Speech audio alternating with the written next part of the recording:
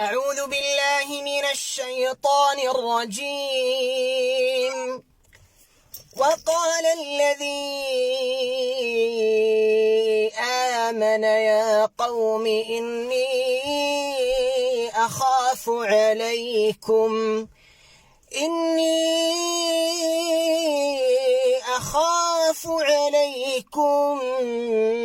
مثل يوم الأحزاب مثل دأب قوم نوح وعاد وثمود والذين من بعدهم وما الله يريد ظلما للعباد. ويا قوم إني أخاف عليكم يوم التناد يوم تولون